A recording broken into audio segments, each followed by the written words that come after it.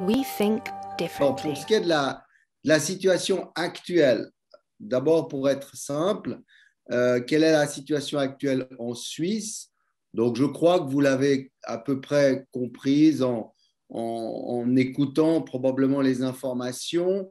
Nous sommes en Suisse dans une vague qui est aujourd'hui une vague d'ampleur tout à fait modeste, qui est par chance évidemment contrôlée partiellement par une couverture vaccinale qui malheureusement est encore insuffisante, ce qui fait que finalement on voit un certain nombre de nouveaux cas qui sont encore parfaitement gérables par les groupes d'épidémiologie au sein des différents cantons pour essayer de contrôler la situation de manière à ce que le nombre de cas soit finalement suffisamment faible pour qu'on puisse en comprendre l'origine. En fait, tout est là dans la gestion de cette épidémie. C'est qu'à partir du moment où, comme vous l'avez compris, le nombre de cas devient excessif, on ne comprend plus d'où viennent ces cas, on subit ce qu'on appelle des clusters ou des mini-épidémies, et que ces mini-épidémies, à partir du moment où on en perd le contrôle, deviennent des épidémies de plus grande ampleur, et puis ensuite on en perd complètement le contrôle, au point parfois que le nombre de patients étant trop élevé, on finit par avoir une surcharge des hôpitaux. Tout ça, vous l'avez très bien compris. Alors aujourd'hui, la surcharge des hôpitaux, elle n'est pour l'instant pas une réelle surcharge dans les faits, puisque on a été finalement habitué, voire même entraîné ou réorganisé à finalement admettre bien davantage de patients Covid. Vous vous souvenez de la première vague en Suisse, qui a été modeste, hein, ça a été une vague à Genève, elle était plus importante à Genève, en Vaud et au Tessin que dans le reste de la Suisse, qui nous a valu des grosses différences dans la gestion. Vous vous souvenez aussi de la deuxième vague. Alors, au courant de la première vague, dans les hôpitaux, nous n'avons fait que du Covid. Ça veut dire que tout ce qui était non-Covid n'a pas été fait ou a été fait lorsqu'il s'agissait de réelles urgences ou de réelles situations vitales. Mais au fond, on a à ce moment-là pris un retard dans la gestion ce qu'on appellera du non-Covid, si vous me permettez cette expression un peu technique. Ensuite, il est arrivé l'été, dans lequel tout le monde a bien profité, en particulier en Suisse, où on a malheureusement raté cette capacité de détection sur le terrain à voir venir la situation. Et en Suisse, on a vécu une très mauvaise deuxième vague. La Suisse s'est extrêmement mal comportée pendant la deuxième vague, si je compare à beaucoup d'autres pays à l'étranger. Et on l'a payé en matière de vie, puisque notamment dans les EMS, dans les centres pour les personnes âgées en Suisse, le taux de mortalité a été très élevé. Et on l'a vu directement ou indirectement, puisqu'ensuite, comme vous le savez, les EMS étaient vides. Et on a même vu des endroits se fermer parce qu'il n'y a évidemment pas assez de clientèle d'EMS. Ensuite, vous avez vécu la suite avec le début de la vaccination. Vaccination qui a été un peu lente à venir en Suisse et qui a été finalement, qui est montée légèrement en puissance, mais qui reste très insuffisante par rapport aux pays qui nous entourent, puisque la couverture vaccinale en Suisse est une des plus basses en Europe, et en Europe de l'Ouest, s'entendant bien, et qu'aujourd'hui, eh bien, malheureusement, on paye un peu ce retard par rapport à cette situation. Aujourd'hui, on est dans ce qu'on appelle une quatrième vague, qu'on a vu arriver pendant l'été, qu'on voit pour l'instant relativement modeste, mais pour laquelle on paye tout de même les arriérés, si vous le voulez, qui ont été ceux de la première, de la deuxième, voire de la troisième vague. À savoir que dans les hôpitaux, on n'a pas encore rattrapé, de loin pas, notre retard sur les situations non-Covid, que fort heureusement, beaucoup de personnes âgées très sensibles à la maladie sont vaccinées, donc ne sont pas hospitalisées, puisque la vaccination protège avant tout des infections graves et donc des hospitalisations et des décès, et que finalement, le fonctionnement des hôpitaux peut continuer à être un fonctionnement qui n'est pas un fonctionnement normal, parce que chaque hôpital a un socle de patients Covid, que ce soit des patients gravement atteints, des patients moins gravement atteints, ou alors une charge considérable liée à ce qu'on appelle au Covid long, puisqu'au fond, le Covid long est une infection qui occupe beaucoup les systèmes de santé, puisqu'elle complique environ 20, parfois 30, parfois 40% des populations, dépendant des façons, de la façon dont on définit finalement le Covid long. Est-ce que c'est simplement une gêne au goût et à l'odorat qui va rester pendant 6 mois ou 9 mois, qui va nécessiter quelques investigations, un peu de rééducation, et puis finalement, ça ne sera pas plus grave que ça? Ou alors, est-ce que c'est une situation extrêmement compliquée avec des sportifs d'élite qui ne peuvent plus pratiquer leur sport, par exemple, parce qu'ils ont été victimes d'un Covid long? Donc, vous voyez, l'échelle de gestion du Covid long est extrêmement variable. Donc, on se retrouve dans cette situation, on est à l'oreille de l'automne avec le temps qui va effectivement changer. Pour moi, qu'on est dans un été indien relatif. En tout cas, à Paris, il fait très beau depuis le début de la semaine et je crois qu'à Genève, c'est certainement le cas aussi. Et donc, ça veut dire que pour l'instant, les virus respiratoires de l'hiver ne sont pas encore là, à l'exception d'un seul. Et c'est ça qui nous inquiète un tout petit peu. Il ne concerne globalement que les enfants. C'est ce virus respiratoire syncytial qui d'habitude arrive plus tard. Cette année, il arrive un peu plus tôt. Et comme il a très mal circulé au cours de ces 2 dernières années, eh bien, évidemment, il va faire des dégâts chez les enfants. Et les secteurs de pédiatrie sont déjà surchargés par cette situation de virus respiratoire syncytial qui nous annonce évidemment ce que pourrait être l'automne. Parce que l'automne sera fait évidemment de Covid, sera fait de virus respiratoire et sera fait de problématiques de la grippe. Alors, la problématique de la grippe, elle est également relativement importante puisque la grippe n'a pas circulé l'année dernière ou très, très, très peu.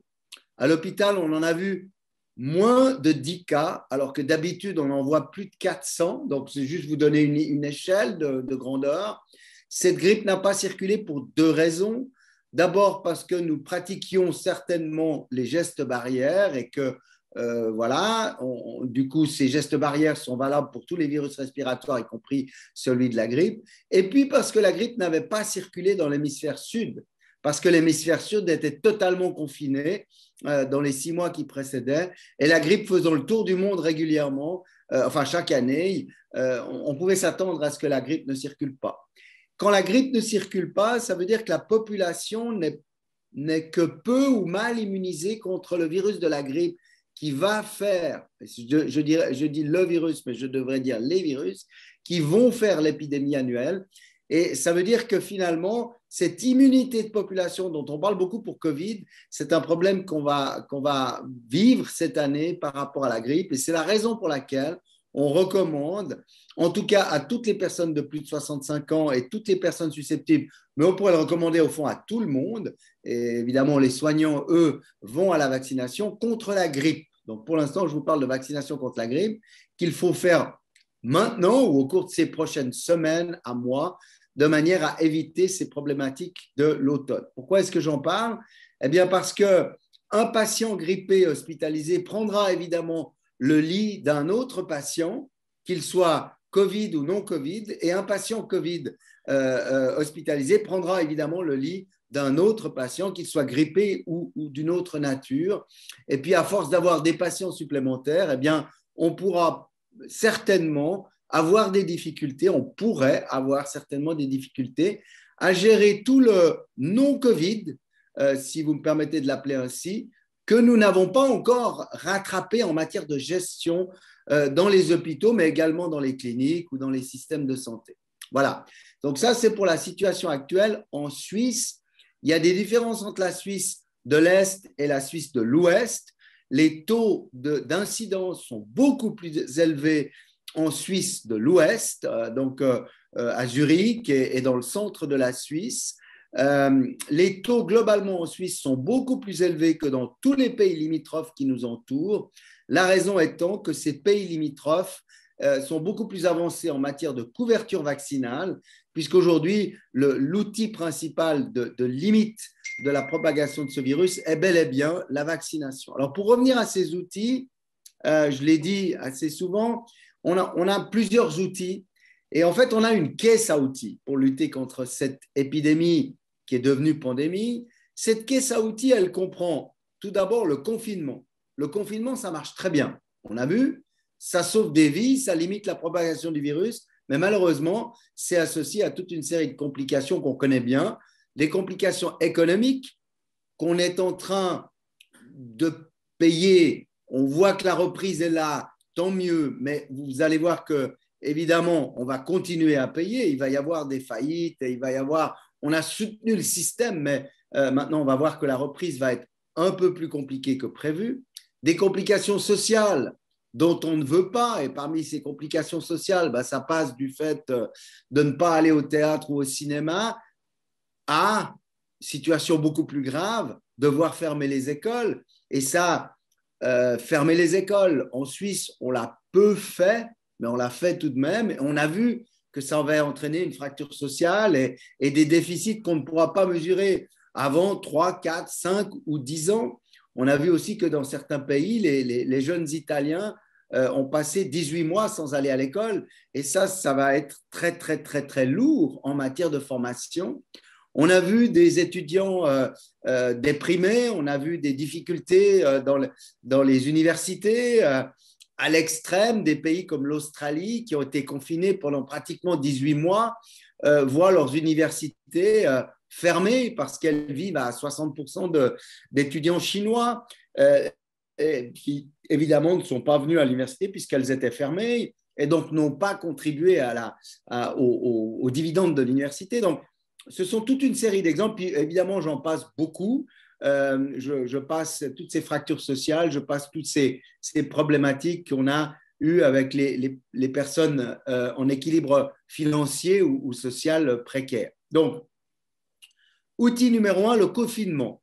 Outil numéro 2, les gestes barrières. Alors, les gestes barrières, comme on le voit bien aujourd'hui, sont moins bien pratiqués qu'ils l'étaient au moment où on les a recommandés. Alors, je rappelle simplement qu'aujourd'hui, il convient, malgré le fait que beaucoup d'entre nous sommes vaccinés, de continuer de respecter ces gestes barrières, que ce soit l'hygiène des mains en particulier ou le masque quand il est recommandé et la distance sociale. Alors, on voit aujourd'hui trop de personnes qui, quand ils se rencontrent, ils sont tout contents et on les comprend, se serrent la main, s'embrassent et c'est encore un peu tôt pour que, au fond, ces habitudes, qui ne sont pas des mauvaises habitudes, mais qui sont des mauvaises habitudes en termes de transmission de virus respiratoires, reprennent. Donc, ces gestes barrières, les personnes vaccinées comprennent mal pourquoi ils doivent continuer à les appliquer. Les personnes non vaccinées le comprennent ou ne le comprennent pas, ça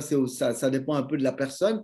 Mais disons, ça reste quand même le deuxième outil principal de lutte et qui est celui qu'on doit continuer à utiliser. Troisième outil, on en a déjà parlé, la vaccination. Alors la vaccination, on a eu la chance exceptionnelle de disposer de vaccins extrêmement efficaces, en particulier en Suisse. Je rappelle que ces vaccins ont été finalement produits pour limiter, je dirais, les dégâts principaux de la maladie, qui sont l'infection sévère qui conduit à l'hôpital, le décès lié à la maladie et évidemment l'hospitalisation en situation de soins intensifs, mais enfin, ce qui va avec l'infection sévère. Ces vaccins ont un taux de couverture qui ne change que très peu, tant mieux, une couverture de 90 à 95%. Par contre, ce sont des vaccins qui protègent moins bien contre l'infection banale, l'infection qui est au fond celle qu'on peut acquérir d'un coronavirus Covid-19 ou d'un autre coronavirus, qui sont ces petites, on les appelle des petites infections, ces rhumes, ces états un tout petit peu grippaux, sans grandes conséquences, si ce n'est que la conséquence peut-être qu'on peut transmettre ce virus. Et comme ce virus est un nouveau virus pour la race humaine, toute personne qui ne dispose pas d'anticorps contre ce virus peut évidemment faire une infection qui peut être soit banale, soit grave, soit extrêmement très grave et conduire au décès. Alors, il est évident que si aujourd'hui vous avez une personne de 95 ans qui n'est pas vaccinée contre le Covid-19, et que vous, jeunes adultes non vaccinés ou jeunes adultes vaccinés mais non précautionneux, voyez cette personne de 95 ans, si vous lui transmettez le virus, cette personne peut parfaitement en mourir comme elle en mourrait en mars 2020. Et voire même davantage encore, puisque le virus, vous l'avez compris, a cette capacité de développer des variants, on en discutera tout à l'heure, et que ces variants sont toujours plus contagieux, c'est-à-dire ont toujours plus de capacité de se transmettre d'une personne à une autre. C'est normal, c'est la vie d'un variant que d'être toujours plus contagieux. Et parfois, ils sont aussi toujours plus délétères, c'est-à-dire toujours plus virulents, c'est-à-dire toujours plus capables de faire une infection grave, voire de tuer. Donc, la vaccination est l'élément essentiel pour vous protéger, pour limiter le risque de transmission, bien qu'il ne soit pas de zéro, et pour évidemment protéger autrui, c'est-à-dire les personnes les plus sensibles, les plus vulnérables. Malheureusement, parmi ces personnes sensibles ou vulnérables, aujourd'hui, puisque le virus est plus pathogène, eh bien, on voit des jeunes de 35 ans, 40 ans. On le voyait au début, mais ils étaient cachés un tout petit peu par la masse de personnes âgées qui décédaient de la maladie. Aujourd'hui, on voit des personnes en parfaite santé qui finissent en réanimation et qui sont extrêmement malades, voire meurent. Vous allez peut-être apprendre bientôt qu'une jeune fille de 15 ans est décédée de Covid-19. Alors, elle avait des comorbidités, elle n'avait pas une santé, elle n'était pas en parfaite santé, mais enfin, on voit tout de même des dégâts extrêmement importants de cette maladie. Ce qui veut dire que cette vaccination qui limite la transmission du virus, qui finalement à 90 à 95% évite les décès et les hospitalisations liées au virus, est vraiment l'outil principal de lutte contre l'épidémie. Et puis de limiter la transmission du virus, limite les capacités que ce virus a de développer de nouveaux variants. On viendra tout à l'heure sur les variants, mais je reste sur les outils. Je parlais du confinement, je parlais des gestes barrières à maintenir, j'ai parlé de la vaccination. Le troisième élément, c'est évidemment le pass sanitaire. Pourquoi ? Parce que le pass sanitaire, c'est au fond la seule façon qu'on peut imaginer aujourd'hui de reprendre des réunions, la vôtre est un exemple, tout en limitant le risque. Je n'ai pas dit en annulant le risque, je dis évidemment en limitant le risque, mais en le limitant dans une mesure qui est tout à fait raisonnable par rapport aux activités. Alors, vous avez bien compris qu'en fonction du risque dépendra finalement la nécessité de maintenir à terme le pass sanitaire. Ce pass sanitaire, il est transitoire. Un jour, nous n'en aurons plus du tout besoin et c'est certain que nous ne continuerons pas à recommander ce pass sanitaire. Je vous donne un exemple. On n'a jamais demandé d'utiliser un pass sanitaire pour aller chez le coiffeur. Et vous vous souvenez qu'en avril 2020, lorsqu'on a dit on va rouvrir les activités et on va rouvrir les salons de coiffure, tout le monde s'est étonné. Pourquoi les salons de coiffure ? Eh bien parce que les salons de coiffure sont des endroits extrêmement faciles à gérer en matière de risque épidémiologique et risque de transmission. Pourquoi ? Parce qu'on a demandé l'hygiène des mains aux coiffeurs et aux coiffés, parce qu'on a demandé le port du masque, et parce que et le respect des distances sociales, et parce que lorsque vous allez chez le coiffeur, on sait à quelle heure vous êtes venu, on sait qui vous êtes, on est capable de vous téléphoner pour vous dire on a eu un souci, venez vous faire tester, etc., etc. Donc c'était totalement balisable comme risque, et c'est la raison pour laquelle on n'a jamais exigé de passe sanitaire chez les coiffeurs. Par contre, à l'extrême inverse du spectre, il y a évidemment les discothèques, où dans une discothèque, si vous allez en discothèque, c'est pour avoir des rapports rapprochés avec les autres personnes, avoir des activités où on s'imagine bien, lorsqu'on porte un virus respiratoire sur sa muqueuse de la bouche, lorsqu'on embrasse quelqu'un, on lui transmet le virus respiratoire, non pas en 15 minutes, mais en 15 secondes. Et parce que le fait même d'être tous ensemble, finalement dans un endroit où on transpire, un espace fermé, etc., où évidemment on ne porte pas de masque, on ne respecte pas la distance sociale, et même si on se frictionne les mains en entrant dans la discothèque, après 10 minutes, ça ne sert plus à rien. On comprend bien que dans ces endroits-là, on se doit, si on veut continuer ce type d'activité, d'avoir un élément tel que le pass sanitaire, sauf si tout le monde était vacciné, et encore, il faudrait quand même vérifier que les choses se passent bien, eh bien, vous comprenez bien que là, ce pass sanitaire, on va devoir le maintenir encore pendant un certain temps, ou alors, alternative, eh bien, on cesse les activités en discothèque, ce qui évidemment ne serait pas une bonne nouvelle, ni pour les patrons de discothèques, ni pour les usagers des discothèques. Voilà. Donc, je vous donne deux exemples dans le spectre. On peut prendre un exemple intermédiaire. Les restaurants, vous avez entendu les restaurateurs dire il n'y a jamais eu de cluster dans un restaurant, ce qui est totalement faux. Lorsqu'on est capable de faire de la surveillance épidémiologique des nouveaux cas de transmission, eh bien, chaque semaine, il y a au moins 1 à 2 restaurants à Genève qui sont le fait d'un lieu de transmission croisée. Et c'est pour cette raison qu'on y met aussi des règles et on demande le respect de ces règles. De même pour les salles de fitness, de même pour d'autres endroits de reprise de la vie sociale. Alors, parmi ces outils, cette boîte à outils, puisqu'il s'agit d'une boîte à outils, j'ai parlé du confinement, j'ai parlé du respect des gestes barrières, j'ai parlé de la vaccination, j'ai parlé du pass sanitaire qui est finalement une forme de complément à la vaccination qui vous autorise de reprendre les activités. Il y a évidemment un 5e élément qui est très important, c'est le fait de continuer à aller se faire tester au moindre doute de symptômes. Pourquoi ? Parce que lorsqu'on n'est pas vacciné, il est évident qu'on est à risque de faire la maladie et à risque de la transmettre. Donc, si on a des symptômes, il faut aller se faire tester. Et lorsqu'on est vacciné, on est à risque de faire une maladie toute banale, toute mineure, ce qui n'est pas très grave en soi. Mais par contre, on peut transmettre la maladie. On transmet beaucoup moins longtemps qu'un vacciné. On transmet des doses beaucoup plus faibles de virus, mais on transmet quand même. Et c'est la raison pour laquelle on dit qu'il faut continuer à respecter les gestes barrières en tant que vacciné, mais également aller aux tests réguliers, si nécessaire, lorsqu'on a des symptômes ou des doutes. On a rencontré quelqu'un qui nous dit, écoute, voilà, moi j'avais un rhume, je me suis fait tester, j'ai du Covid, on s'est vu hier, j'étais symptomatique à ce moment-là, va te faire tester. Voilà. Donc, pour dire, ces outils sont des outils existants et ce sont ces outils-là qui vont nous permettre de traverser, si possible, l'automne et l'hiver dans les meilleures conditions possibles. Il y aura du Covid, il y aura des gens infectés par le Covid, parce que soyons clairs, ce Covid va finir par toucher tout le monde.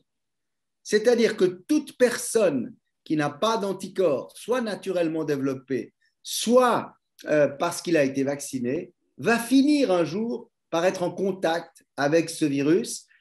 Et pourquoi je dis ça ? Parce qu'on est probablement dans un scénario qu'on a décrit depuis le début, comme un scénario dit intermédiaire, je viendrai sur les 3 scénarios tout à l'heure, qui fait que ce virus va, à terme, faire tout simplement partie des virus avec lesquels nous vivons tous les jours depuis des milliers, voire des millions d'années. Je m'explique. Nous vivons depuis des centaines d'années avec 4 familles de coronavirus. Ces 4 familles de coronavirus, vous n'en aviez peut-être pas entendu parler avant, mais lorsque vous faites un rhume en automne, les 2 principales familles qui font des rhumes sont les rhinovirus. Dans rhino, vous avez rhume, vous avez rhinite. Vous l'avez compris, c'est la famille principale qui fait des rhumes en automne.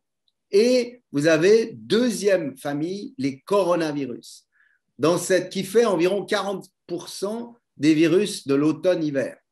Dans cette famille des coronavirus, vous avez toujours 4 familles responsables des rhumes que vous faites le plus souvent lorsque vous voyez par exemple vos petits-enfants qui ont le nez qui coule. eh bien, vous attrapez soit un rhinovirus, soit un coronavirus, parfois d'autres virus un tout petit peu plus rares, peu importe. Et donc, ces virus-là, on les connaît depuis des centaines d'années. Et nous avons tous, mais absolument tous, à l'âge de 20 ans, des anticorps contre ces coronavirus. Et il est possible que dans les années 1890, 1895, il y a eu à ce moment-là une forme de pandémie mondiale qui a fait pas mal de dégâts de pneumonie. Et il est possible que ce soit un de ces 4 coronavirus qui en ait été responsable. À l'époque, on n'avait pas les moyens de faire des diagnostics. Et donc, c'est pour vous dire que l'évolution naturelle du Covid-19 va être que chacun d'entre nous, un jour, aura des anticorps et ce virus va probablement faire partie de la population des virus avec lesquels on vit et desquels probablement on fait des petits rhumes à la période de l'automne. On n'en est pas encore là, parce que ce virus, entre guillemets, n'a pas encore assez circulé pour que tout le monde dispose d'anticorps. On a la chance d'avoir des vaccins. Ces vaccins ont réussi à nous faire monter ces anticorps en moyenne dans la population d'une façon extrêmement rapide qui nous permet aujourd'hui de dire que la situation est en voie de contrôle. Mais elle n'est seulement qu'en voie de contrôle. Elle n'est pas contrôlée, elle est en voie de contrôle. Les analyses que certains grands épidémiologistes modélisateurs ont faites nous disent que sans le vaccin, nous aurions dû probablement subir entre 12 et peut-être 20 vagues de coronavirus pour arriver à une immunité de population qui fasse que quand le coronavirus COVID-19 revient dans une population, il ne produise que des infections dites banales, c'est-à-dire des petits rhumes, mais on l'a vu, à quel prix? Au prix d'un nombre de décès extrêmement important, à la fois en Suisse et dans le reste du monde. Alors, je vous ai dit tout à l'heure qu'il y aurait eu, en théorie, 3 scénarios possibles par rapport à cette pandémie COVID-19. Le premier scénario aurait été que le COVID-19, qui mute sans arrêt, vous l'avez compris, c'est un virus qui, comme beaucoup de virus, comme pratiquement tous les virus, mute beaucoup, mute souvent. Des mutations, il en a effectué des dizaines de milliers depuis qu'on parle de lui, disons, en automne 2019. Eh bien, ces mutations, évidemment, elles auraient pu faire en sorte que le virus perde de son intensité, de ses capacités de se transmettre. Ça, c'était le scénario, certains on dit c'est un scénario miracle, mais c'est un scénario qui ne va pas se passer. Il est possible, et c'est très souvent, les virus se fatiguent, c'est-à-dire qu'ils font des mutations, mais ces mutations ne leur confèrent aucun avantage. Et donc, ils finissent par être là, mais à faire partie du décor, si vous voulez. Ce scénario-là, on ne le vivra pas, puisqu'on a vécu probablement le scénario intermédiaire, avec un virus qui a fait cette pandémie, qui a tué beaucoup de monde. Je vous rappelle que l'humanité n'a jamais connu autant de décès attribuables à une cause que depuis la grippe espagnole, qui a fait 40 millions de décès quand même. Donc, on a eu le plus grand tueur de l'humanité, qui n'est pourtant pas un virus très mortel, depuis la grippe espagnole. Là, aujourd'hui, toutes les statistiques le montrent lorsqu'elles sont bien faites. Donc, on est en face quand même d'un virus extrêmement capable de faire des dégâts, et on a vu des dégâts sanitaires, économiques, sociaux et sociétaux. Et puis, le troisième scénario, qui est un scénario que certains appellent le scénario catastrophe, qui pour l'instant est un scénario qu'on envisage en théorie, parce qu'il serait important de pouvoir y répondre, mais qui n'est probablement pas celui vers lequel on va. Il y a encore des incertitudes. C'est en fait un virus qui continue à faire des mutations, et c'est le cas pour le COVID-19, mais ces mutations commencent à se placer à des endroits qui stratégiquement sont beaucoup plus graves pour nous par rapport aux mutations actuelles. Vous avez tous compris que les mutations, la plupart des mutations qui nous inquiètent sont celles qui aujourd'hui ont lieu sur cette spike protein, donc cette protéine de spicule, comme on l'appelle, qu'on peut schématiser comme une forme de pyramide, qui est une protéine avec laquelle le virus vient s'attacher à vos récepteurs au niveau du pharynx ou du larynx ou des fosses nasales. Et c'est une fois que ce virus est attaché à ce récepteur qu'il est capable finalement d'entrer dans les cellules. Un virus, pour survivre, doit entrer dans vos cellules et de se reproduire de manière à pouvoir faire une infection avec les dégâts potentiels qu'on a déjà discutés. Aujourd'hui, le virus a fait toute une série de mutations sur cette spike protéine. Par chance ou par intelligence de production, mais c'est aussi beaucoup par chance, les vaccins qui ont été produits jusqu'à aujourd'hui demeurent totalement efficaces contre finalement la reconnaissance, où les anticorps que vous faites vont reconnaître cette spike protéine, donc vont finalement tuer le virus. Il y a eu des exceptions. Vous vous souvenez qu'il y a eu un virus Covid-19 en Afrique du Sud, le variant Alpha, qui lui a réussi à échapper à certains vaccins, mais pas à tous les vaccins. Aujourd'hui, les vaccins qui sont utilisés principalement en Suisse, qui sont les 2 vaccins à RNA messager, restent totalement efficaces contre le Covid-19, y compris contre le variant Delta du Covid-19. Ils restent totalement efficaces pour faire le principal job qu'on leur demande de faire, c'est-à-dire d'éviter l'infection grave, l'hospitalisation et le décès. Par contre, leur capacité à réduire le risque d'infection banale est légèrement diminuée.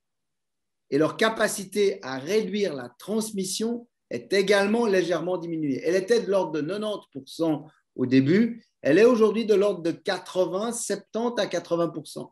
C'est pour ça qu'effectivement, on peut s'attendre à ce que le vaccin soit un peu moins efficace qu'il ne l'était auparavant à réduire la transmission du virus.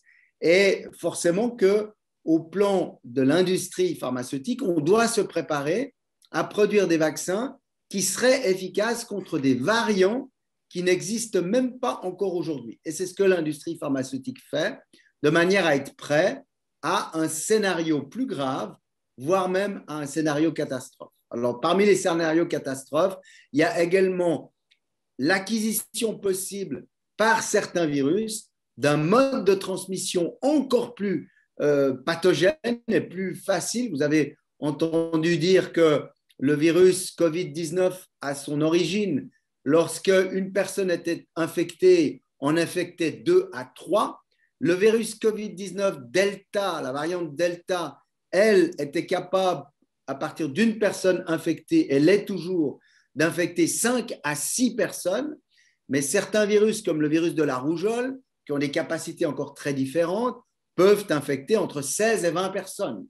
Donc, vous voyez que les virus peuvent acquérir finalement une capacité grandissante de se transmettre, d'infecter, voire de tuer. Je vous rappelle que le virus d'Ebola tue à 80% les personnes qui l'infectent, alors que le virus Covid-19 tue à 0,01%. Donc, vous voyez qu'on se retrouve devant un contexte. Mais aujourd'hui, est-ce que le scénario catastrophe est plausible?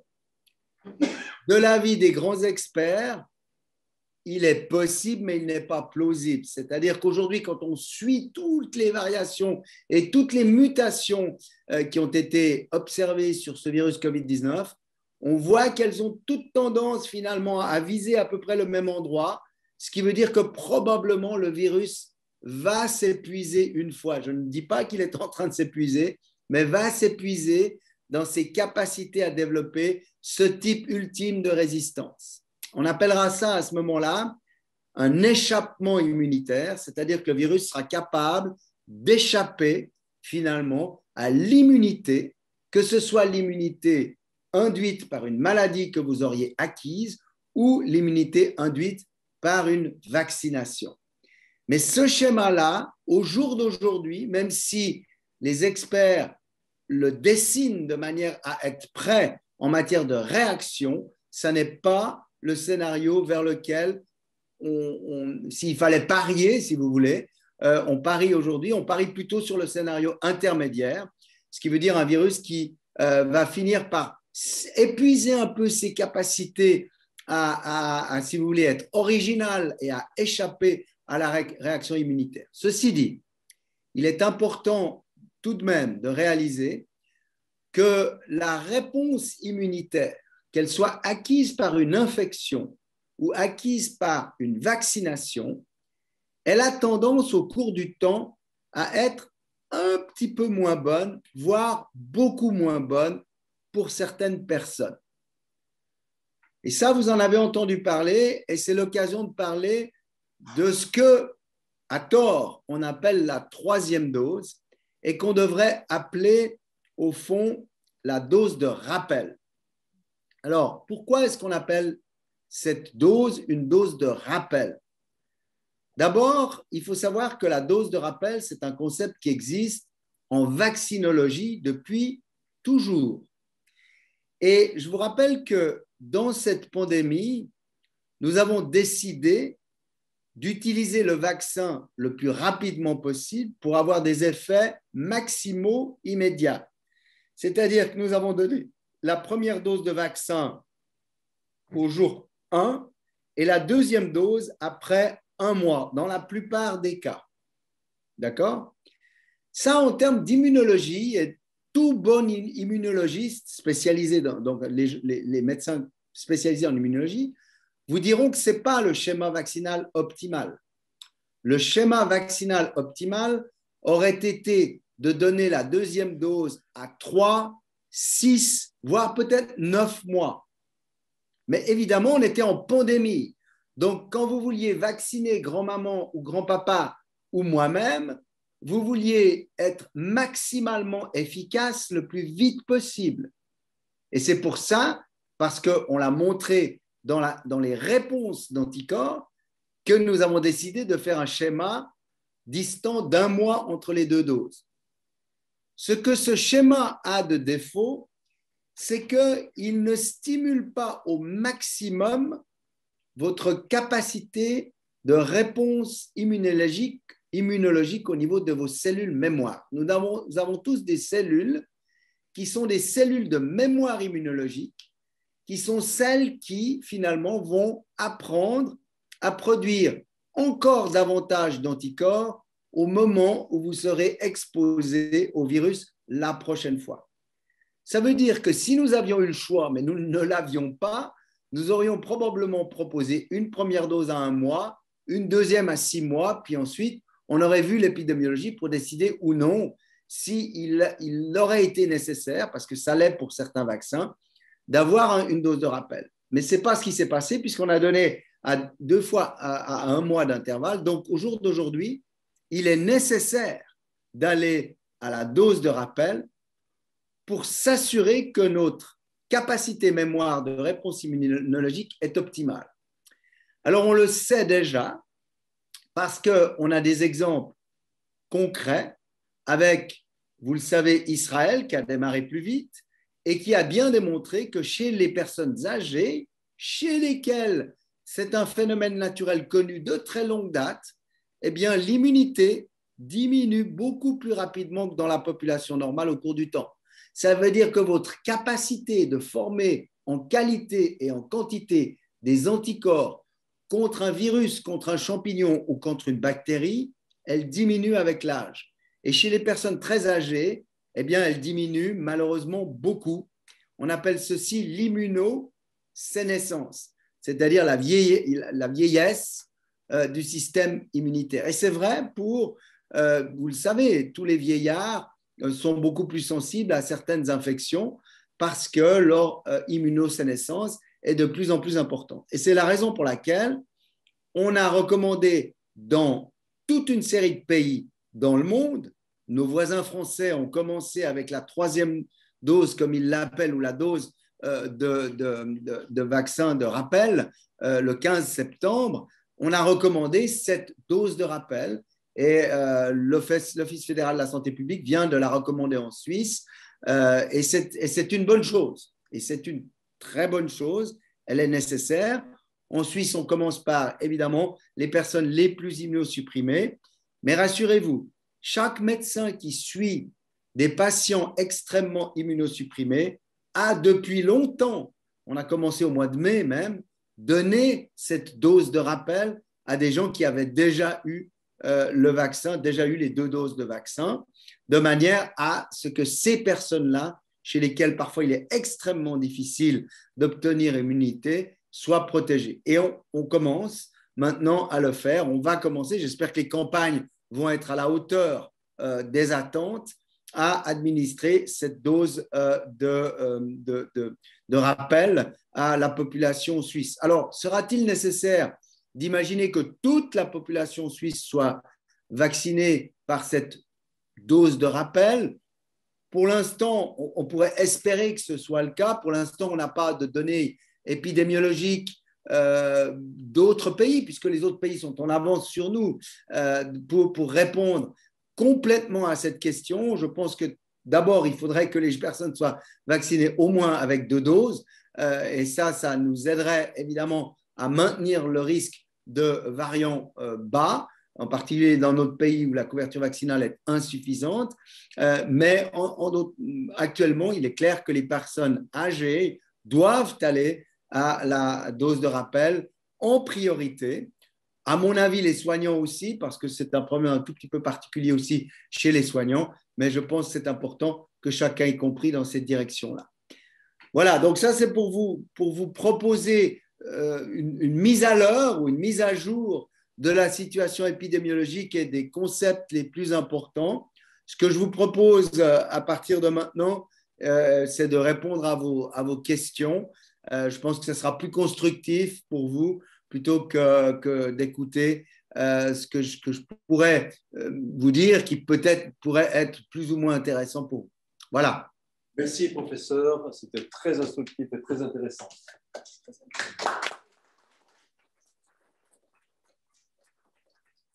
S'il y a des questions, que la personne vienne peut-être pour que le professeur puisse bien entendre, vienne peut-être là. Ouais, non, mais je ne sais pas si vous en pouvez. Bon, on va essayer. Qui a une question? Alors, professeur, merci beaucoup pour cette mise à jour. Effectivement, je crois qu'on en a besoin. Moi, j'ai 2 questions très, très concrètes. La première, on sait que le bilan des morts sur la planète, c'est environ 5 millions. Est-ce qu'il y a un chiffre qui pourrait être avancé de ce qui aurait eu comme mortalité si on n'avait pris aucune mesure? En disant, comme certains le disent aujourd'hui, laissons aller, on verra bien. C'est parce que ça pourrait être un argument très important pour justifier les politiques mises en place. Et la deuxième question, comment vous vous situez par rapport à cette incapacité qu'on a aujourd'hui de dépasser un certain seuil de vaccination en Suisse et le mouvement anti-vax qui raconte aujourd'hui vraiment n'importe quoi et des personnalités comme vous, on ne vous croit pas et je ne comprends pas pourquoi on peut contester ce que vous avez dit. Moi, je suis toujours démuni d'arguments quand j'entends le recueil de stupidité qui se discute, mais autour de moi, dans ma famille, partout, et je n'arrive pas à les convaincre, ces personnes. Oui. Alors, pour répondre à votre première question, oui, aujourd'hui, il y a une estimation d'environ 5 millions. Cette estimation, évidemment, elle est un peu faussée parce que malheureusement, comme vous le savez, on n'a pas une idée très claire de la façon avec laquelle le Covid-19 s'est propagé, notamment dans la bande interéquatoriale africaine. Parce qu'il y a eu tout de même beaucoup de décès, mais les statistiques ne sont pas très claires. On a vu que le virus a circulé puisqu'on a des données pour dire que près de la moitié de la population aurait été infectée d'après des enquêtes sérologiques conduites dans la zone, je parle bien de la zone intertropicale africaine, parce qu'on a vu les dégâts en Afrique du Sud massifs, on a vu les dégâts au Maroc, en Tunisie, on n'a pas besoin d'en rediscuter. Alors, pour ce centre africain, ce qui n'est pas très clair, c'est qu'en fait, comme pour la grippe, les virus respiratoires, et notamment le Covid-19, s'est probablement propagé de manière un peu plus latente et moins bruyante que prévu. Et malheureusement, il y a certainement des gens qui sont décédés, mais les statistiques de ces pays, évidemment, ne sont pas très fiables. Donc, le dégât, il est certainement encore plus important que ce qu'on l'imagine. Maintenant, là n'est pas la question. Votre question est peut-être de savoir quel aurait été le dégât si on avait, entre guillemets, rien fait. Alors, comme je vous le disais tout à l'heure, il aurait fallu subir environ, au début, on pensait entre 8 et 12 vagues.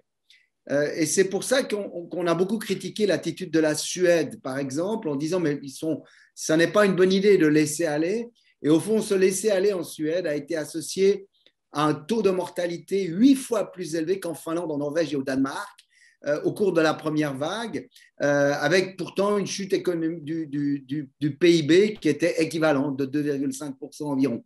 Donc ça veut dire que l'erreur tactique qui a été faite de laisser aller le virus, les Suédois l'ont payé très cher. D'ailleurs, c'est la raison pour laquelle le Premier ministre a donné sa démission.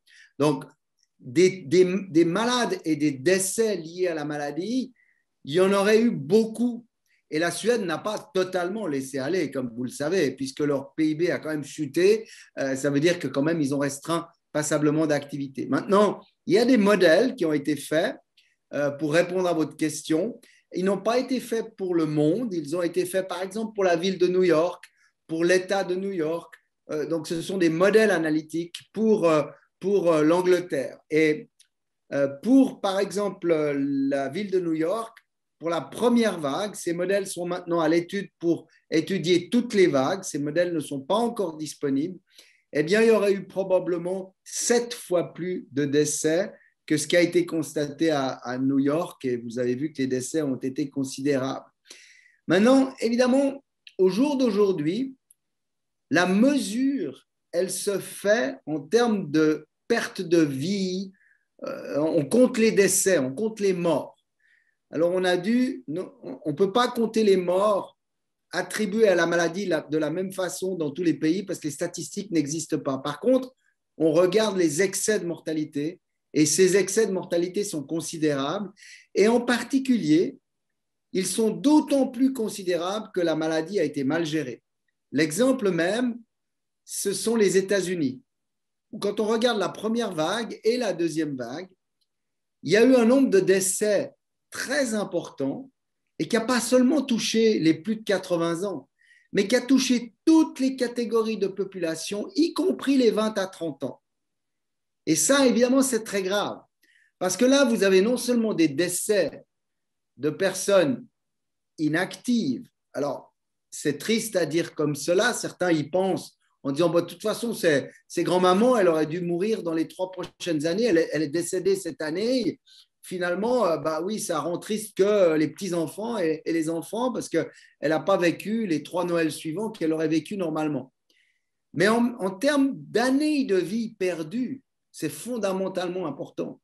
Et c'est des années de vie perdues qui sont graves parce que vous avez des personnes de 25 ans qui ne sont plus des actifs alors qu'ils auraient pu être des actifs. Donc, ça veut dire qu'au jour d'aujourd'hui, bien répondre à votre question, c'est pour l'instant trop précoce.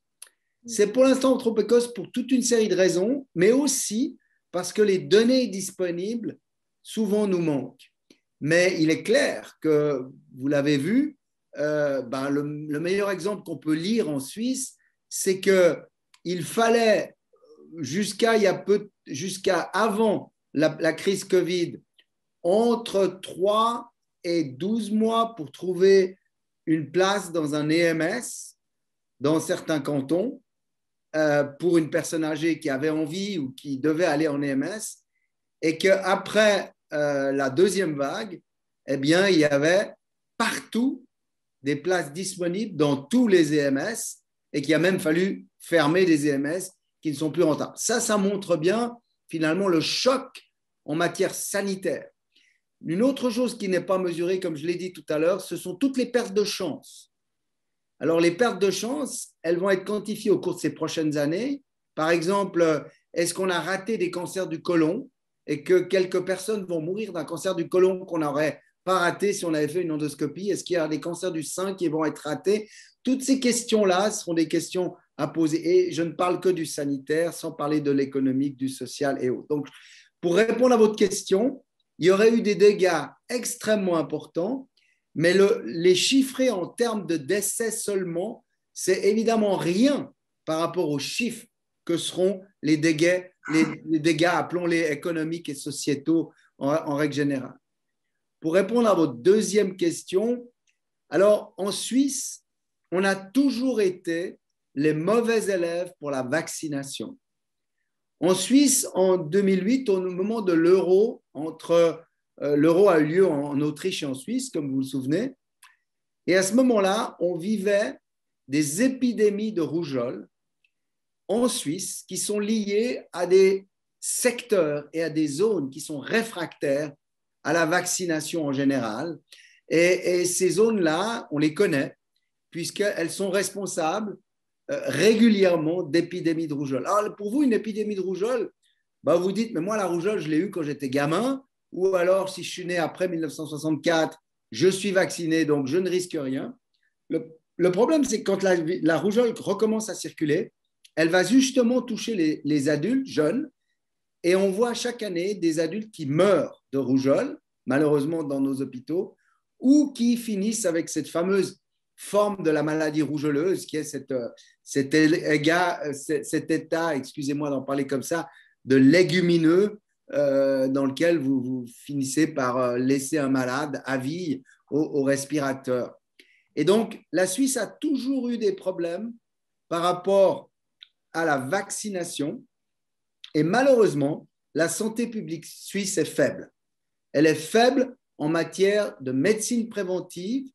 Elle est simplement faible. La médecine préventive, ce n'est pas un métier qui attire beaucoup les médecins. Ce n'est pas un domaine qui attire le financement. Moins de 1% de l'argent que fournit le Fonds national pour la recherche scientifique est attribué à la médecine préventive. Plus de 99% est attribué à la médecine curative ou de recherche fondamentale. Et ça vous explique aussi pourquoi, finalement, des concepts aussi simples que la vaccination passent mal dans la population suisse. Alors, à contrario, évidemment, qu'aurions-nous pu faire? Eh bien, certainement que nous n'avons pas été bons en matière de campagne de vaccination.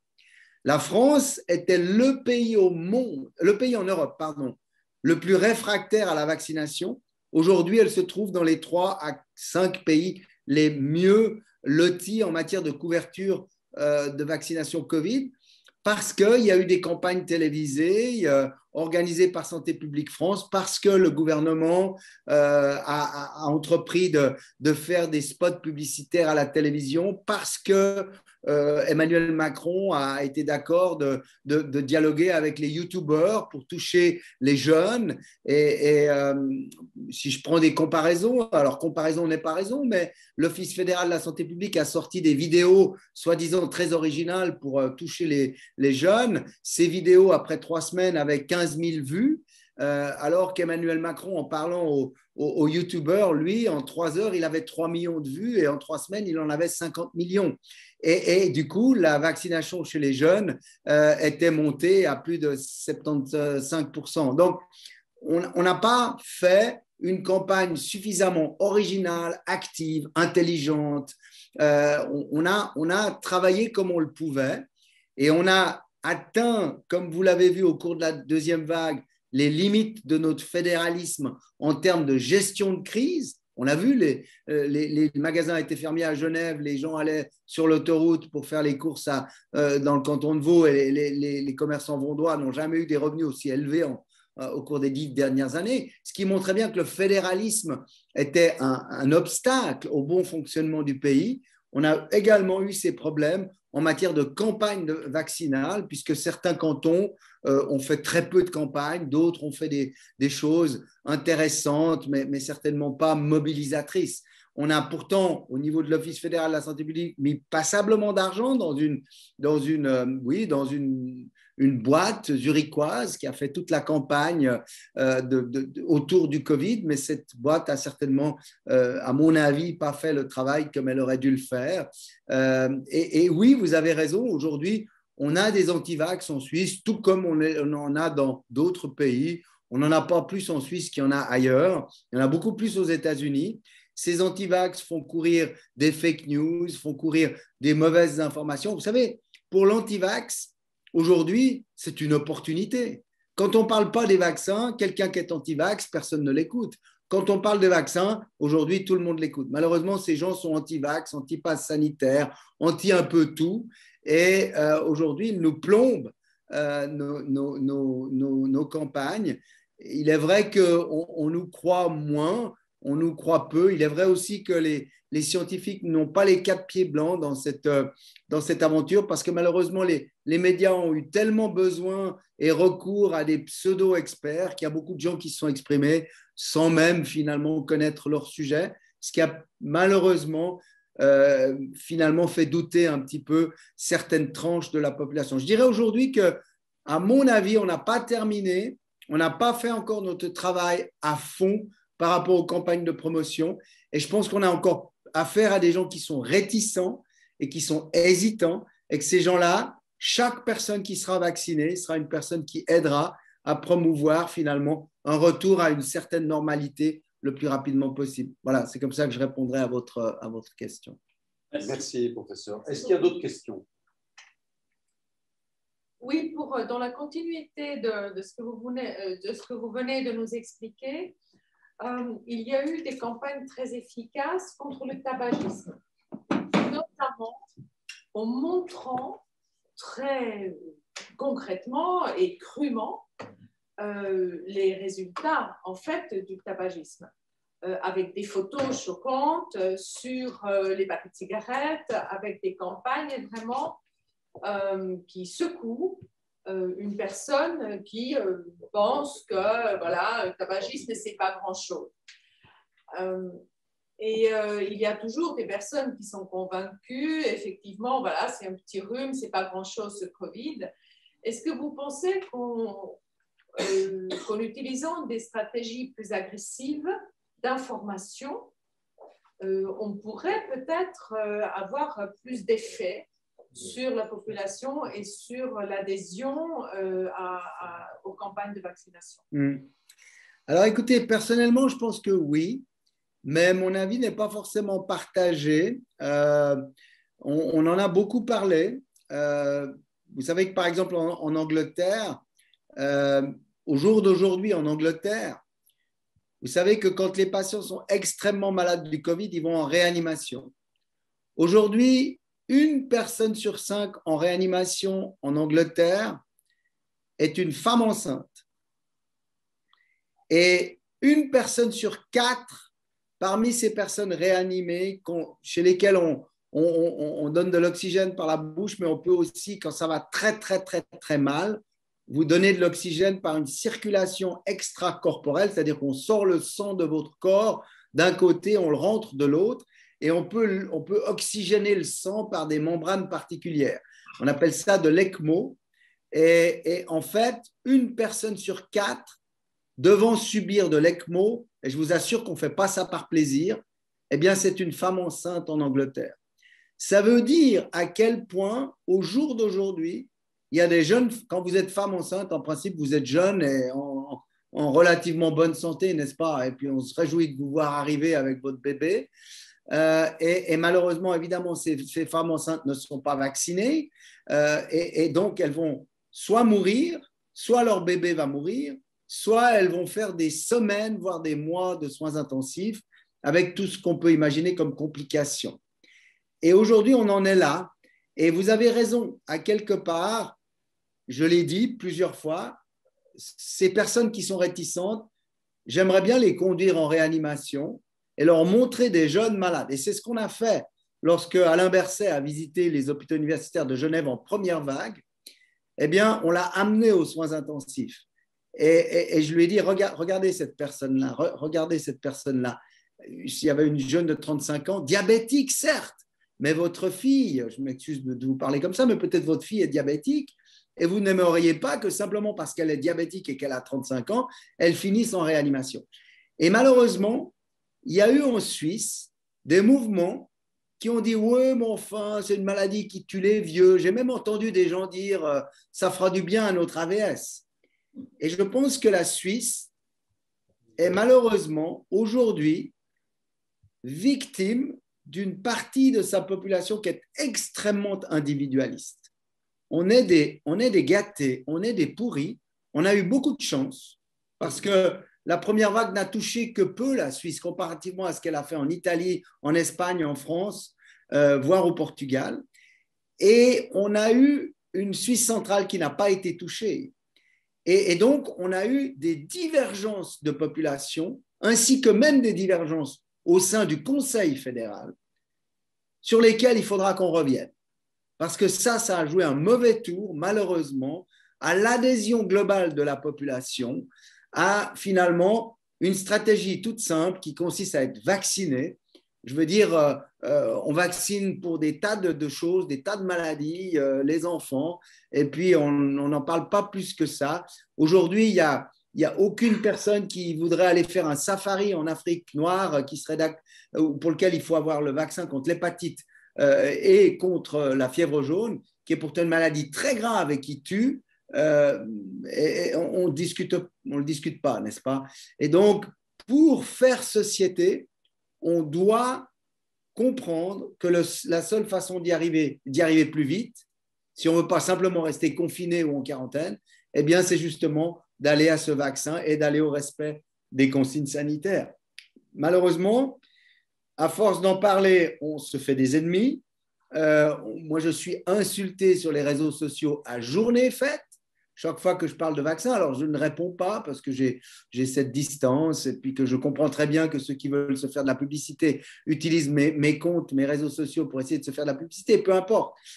Mais je pense que la Suisse devrait réfléchir à comment essayer d'avoir une population un peu moins individualiste qui, au fond, voit l'intérêt de la société d'abord, de manière à ce qu'on fasse de vrais progrès.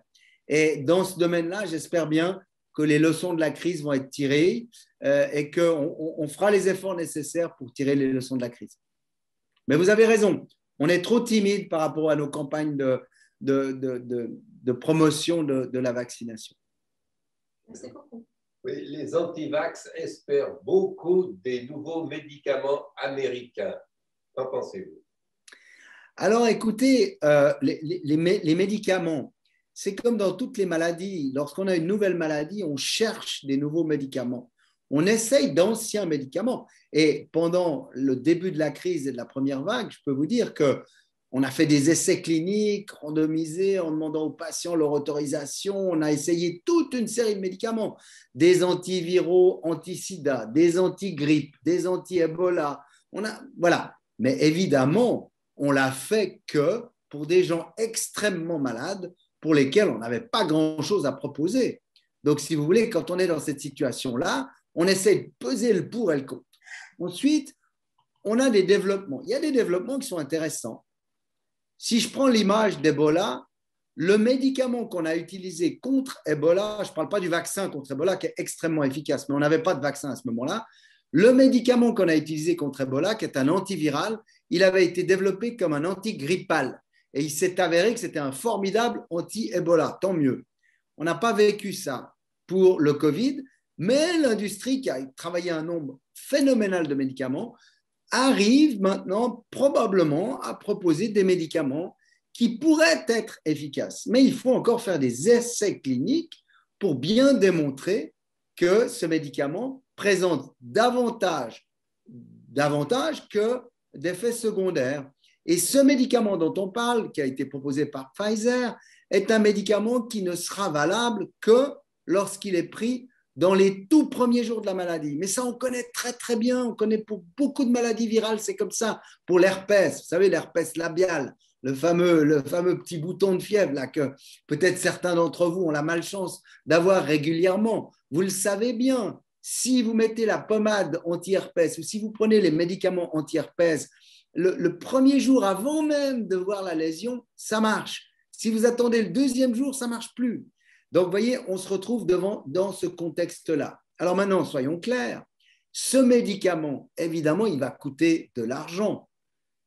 Comparativement à l'efficacité de la prévention, ce médicament n'est pas de la prévention, ce médicament est du traitement, avec un vaccin qui aujourd'hui coûte pratiquement rien, et qui est d'ailleurs gratuit encore, il n'y a pas photo, il n'y a pas photo. En termes de santé publique, il n'y a pas photo. En termes thérapeutiques, il n'y a pas photo.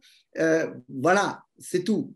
Et quand on vous dit, par exemple, oui, mais le vaccin Moderna fait des atteintes du cœur, oui, il peut vous faire une inflammation bénigne du cœur entre une fois sur 10 000 et une fois sur 500 000, alors que la maladie Covid fait cette même inflammation du cœur une fois sur 500.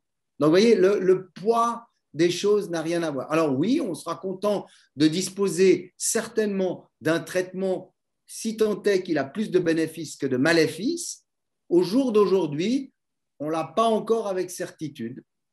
Et ça ne change rien à notre attitude de santé publique de devoir promouvoir la promotion, de faire de la promotion de la prévention plutôt que d'aller au curatif. Marc, professeur, on dispose de combien de temps pour les questions encore? Vous nous accordez combien de temps encore? Encore 5 bonnes minutes. Bien. Marc. Vous avez parlé de la troisième dose, la dose de rappel. Que pensez-vous du fait de mélanger les différents types de vaccins? Oui, alors c'est une excellente question. Quand vous avez eu, par exemple, le vaccin AstraZeneca ou un autre des vaccins qui ne sont pas les vaccins mRNA, oui, si vous avez la possibilité d'avoir un vaccin mRNA, ça vaut la peine parce que cette double vaccination par 2 modes de vaccination différents, je vous la fais toute simple, évidemment, renforce encore davantage votre immunité et votre immunité mémoire en particulier. A contrario, si vous avez eu 2 doses des vaccins mRNA, il n'est pas très clair, encore aujourd'hui, les essais cliniques sont insuffisants, de savoir s'il faudra avoir une dose de rappel qui serait par exemple l'AstraZeneca. Certainement pas, mais on n'a pas toutes les données à disposition. Il faut dire que les vaccins mRNA sont tellement efficaces que c'est difficile de montrer une efficacité additionnelle avec un booster d'un vaccin par rapport à un autre. Mais si vous avez eu l'AstraZeneca, le Janssen, ou alors évidemment, si vous avez eu le Sputnik, si vous avez eu les vaccins chinois, là, ça fait maintenant des mois qu'on donne cette recommandation. Moi, ça fait plus d'une année que je propose aux personnes qui ont eu, par exemple, le vaccin chinois, de faire un boost, enfin, une dose de booster avec un vaccin mRNA. Oui, bonjour. On a beaucoup parlé de coopération au développement ce matin. Et quand vous suggérez déjà une 3e dose ici au nord, en fait, est-ce qu'il n'y a pas aussi, vous parliez d'individualisme au niveau individuel, est-ce qu'au niveau des États, il n'y a pas aussi une stratégie plus globale à avoir pour que oui. partager? Alors, vous avez raison, je vous remercie de soulever la question. Alors, en matière de solidarité mondiale, vous avez tout à fait raison, on n'est pas encore sorti de cette mauvaise aventure tant qu'on n'aura pas couvert la population mondiale avec une vaccination efficace, ou en tout cas bien compris. Je vous disais tout à l'heure qu'en Afrique subéquatoriale, il y a environ 50% peut-être de la population qui a été touchée par la maladie, en tout cas dans les villes, et que peut-être dans ces endroits-là, on n'aura besoin en fait que d'une dose qui serait une dose en fait de booster, comme on l'appelle en anglais, ou de rappel. Maintenant, il y a le programme COVAX, dans lequel les États ont donné des doses de vaccins avec des moyens aussi pour faire de la vaccination. Malheureusement, ce programme COVAX ne marche pas aussi bien que prévu. Certains États ont été généreux, d'autres ont été moyennement généreux, d'autres ne l'ont pas été du tout, y compris les plus riches, donc y compris les États-Unis. Donc, ça veut dire que malheureusement, la solidarité internationale par rapport au programme COVAX n'a pas bien fonctionné. Maintenant, il est clair, et la Banque mondiale aujourd'hui en a fait l'évaluation, que si on veut vraiment être sérieux par rapport à une vaccination planétaire, il s'agit vraiment de mobiliser beaucoup de financement. Et ça n'est pas la 3e dose ou la dose de rappel qu'on utilisera chez les plus de 65 ans en France ou en Suisse qui changera quoi que ce soit à notre capacité de couvrir ce qu'il faut être couvert. Il faut bien se rendre compte. Et c'est pour ça que j'ai essayé de militer pour la libération des brevets, la libération du transfert de technologie, la fabrication localisée. Alors, je sais que ce n'est pas un problème simple, mais c'est un problème qui, pour l'instant, n'a pas été adressé comme ça aurait dû. Et si on l'avait adressé au moment où on en a parlé, c'est-à-dire en mai 2020, c'est-à-dire à la fin de la première vague, eh bien, on n'en serait pas là aujourd'hui. On aurait certainement des usines qui commencent à fabriquer, par exemple, en Afrique. Alors, je sais, on me juge parfois comme étant un utopiste. J'ai rencontré passablement de CEO de compagnies qui produisent des vaccins. J'ai été confronté au patron suisse de Moderna qui a eu sur les ondes radio la parole maladroite de dire que sa firme n'était qu'une petite PME, qu'une petite start-up. Il n'a pas eu de chance parce que le lendemain, son patron était dans les 100 premières fortunes mondiales et je savais qu'ils avaient 150 essais cliniques en cours avec de l'argent généré par les mises de fonds qui l'ont été, notamment pour le vaccin. Je ne reproche rien à personne. Ce que je reproche, c'est qu'aujourd'hui, il n'y ait pas un véritable mouvement universel par rapport à cette réflexion-là et que d'évoquer le fait de ne pas aller donner une dose de rappel à une personne de 80 ans parce que cette dose de rappel pourrait être donnée en Afrique, je pense que c'est un faux problème et ce n'est pas comme ça qu'il faut voir la question. Mais je suis tout à fait d'accord avec vous que là aussi, on a besoin d'un mouvement de solidarité internationale intelligent, avec que les bonnes personnes se mettent autour de la table et soient d'accord qu'on en discute. C'est une dernière question, peut-être. Je voulais juste une question concernant les vaccins. Est-ce qu'on a une idée de la durabilité et de l'efficacité de ces vaccins? Est-ce que c'est un vaccin qui peut être efficace pendant une année, alors, 12 mois, 18 mois? Oui. Alors, je vais répéter un tout petit peu ce que j'ai déjà dit, mais c'est sûr qu'on ne peut avoir le recul par rapport à ces vaccins au maximum du recul dont on dispose dans les pays qui ont commencé les premiers. Et Israël est un de ces pays. Et on voit que le vaccin, comme je l'ai dit tout à l'heure, quand vous avez reçu 2 doses et que, par exemple, vous avez 85 ans, après 6 mois, alors que vous étiez couvert à 90% à la fin de la deuxième dose, 2 semaines après la deuxième dose, après 6 mois, vous ne l'êtes plus qu'à 80%. Et donc, ça veut dire que quand même, à quelque part, si vous faites après 6 mois après la deuxième dose à une personne de 85 ans une dose de rappel, à ce moment-là, vous allez remonter à des taux de couverture de 95% au moins, avec un taux d'anticorps plus élevé et des anticorps plus efficaces. Donc, pour ces catégories-là, les plus de 80 ans, les plus de 75 ans, maintenant on a des données pour les plus de 65 ans, il se peut que pour les plus de 65 ans, on peut aller jusqu'à une année, voire un peu plus. On ne sait pas pour les personnes de 50 à 60 ans, parce que pour l'instant, on n'a pas assez de données pour répondre à votre question. Donc, ça veut dire qu'il faille une dose de rappel pour les personnes les plus sensibles. Oui, c'est évident, parce que ça serait dommage, alors que vous protégiez grand-maman à 95% il y a 6 mois, elle ne soit plus aujourd'hui protégée qu'à 70, 75, voire 80%. Donc, oui, on a la réponse à 6 mois pour grand-maman. On n'a pas encore la réponse, par exemple, pour une personne de 60 ans en parfaite santé, etc. Si cette personne de 60 ans, elle est diabétique, insuffisante cardiaque et a toute une série de comorbidités, la question est différente. Et c'est le médecin traitant qui devrait décider à ce moment-là de donner ou non, à distance ou pas, la 3e dose et si oui, quand. Bonjour, professeur. Ma question, c'est par rapport justement aux médicaments, par rapport à l'artémisia, qui a justement été beaucoup utilisé en Afrique, par exemple. On a vu des gens qui ont utilisé ça comme tisane pour se prévenir, et même des gens atteints du Covid pour se soigner, et c'est ce qui a marché. Et au début du Covid, on a vu le professeur Raoult en France, qui a eu à proposer cela avec le président.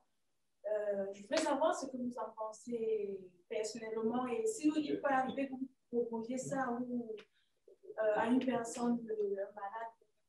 Alors, je ne suis pas sûr d'avoir tout compris, mais vous parliez du médicament, la cortisone, c'est ça?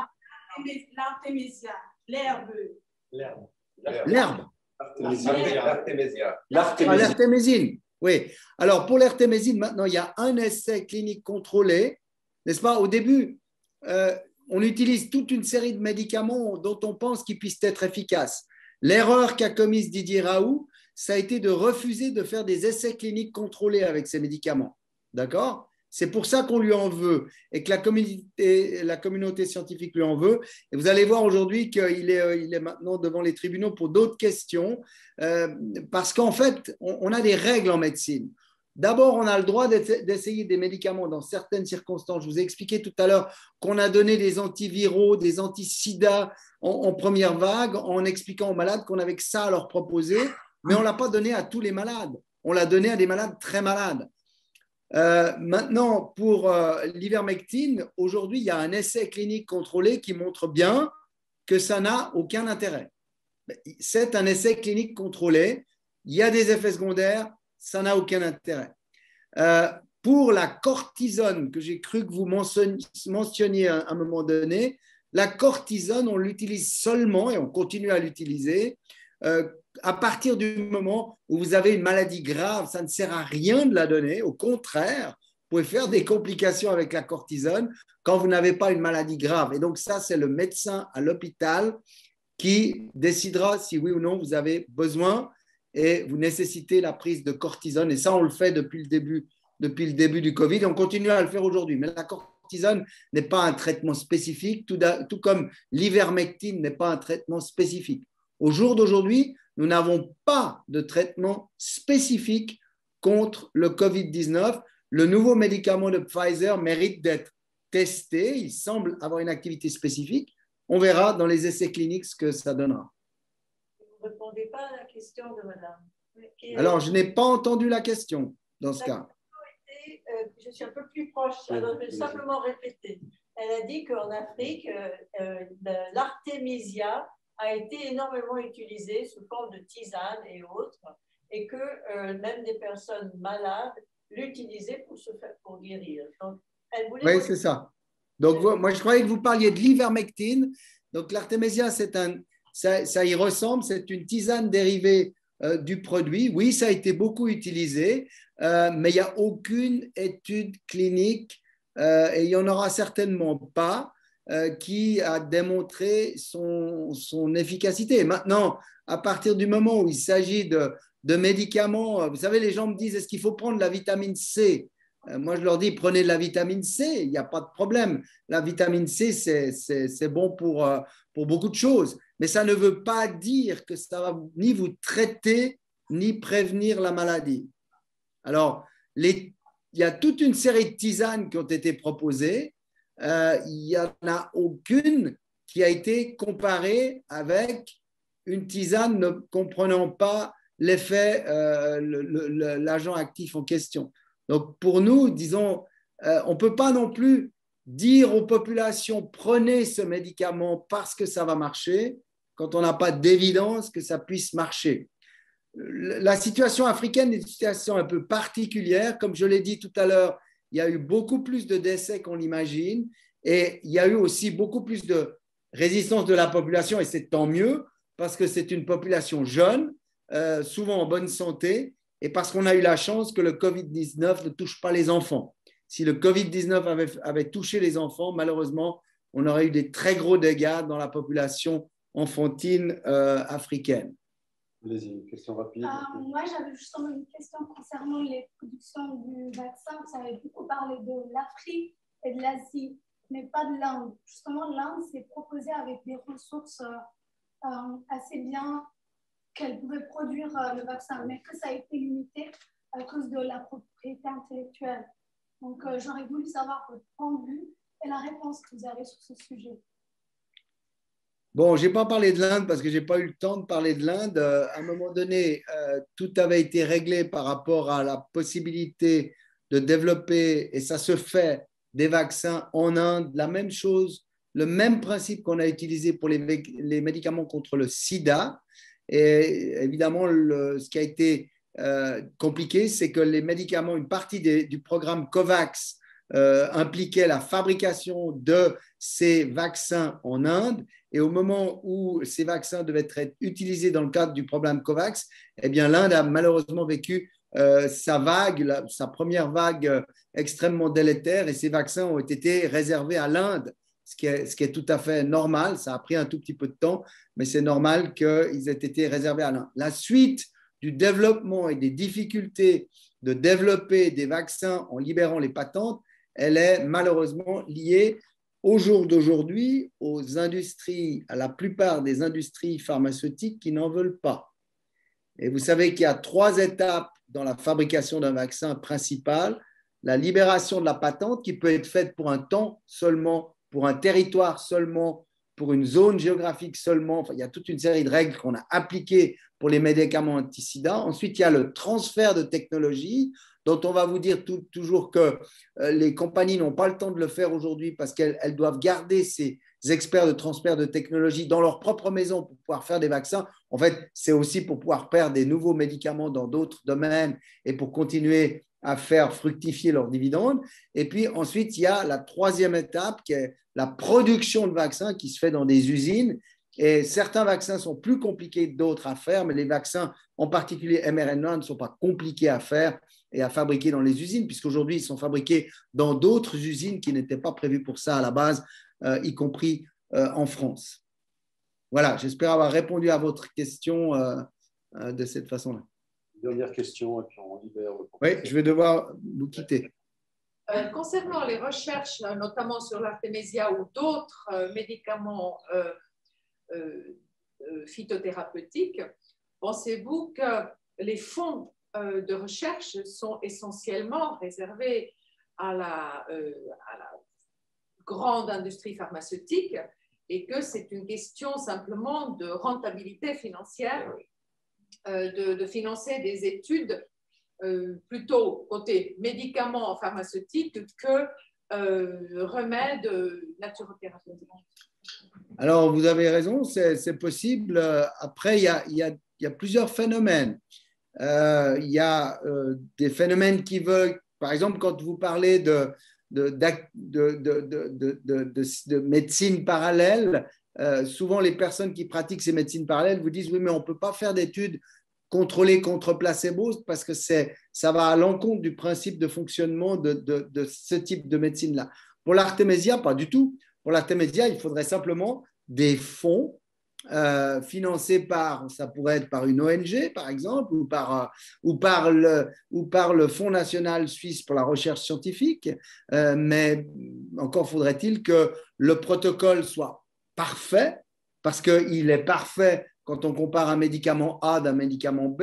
Donc si ce médicament A ou cet outil A postulé comme un médicament efficace il doit être comparé à un médicament B ou à un placebo, de manière à ce qu'on puisse ensuite tirer les conclusions. Et c'est vrai que les études cliniques coûtent cher et souvent coûtent beaucoup trop cher par rapport à certains éléments. Je connais bien le problème puisque l'hygiène des mains, c'est quelque chose que vous n'arrivez pas à financer. Et pourtant, ça sauve entre 5 et 8 millions de vies par année dans le monde, beaucoup plus que bien d'autres choses. Et le financement d'études pour démontrer l'efficacité de cette méthode aussi simple qui est devenue universelle est devenu pratiquement impossible. Vous devez aller à la Fondation Gates qui se dit vous allez sauver des vies en Afrique chez les enfants, donc allez-y, on est avec vous.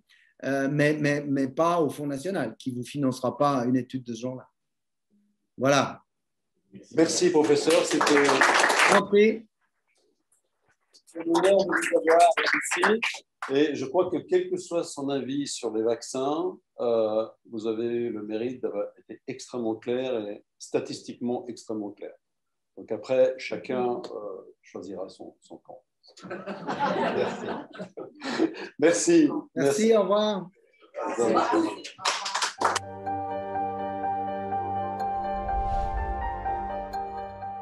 We think differently.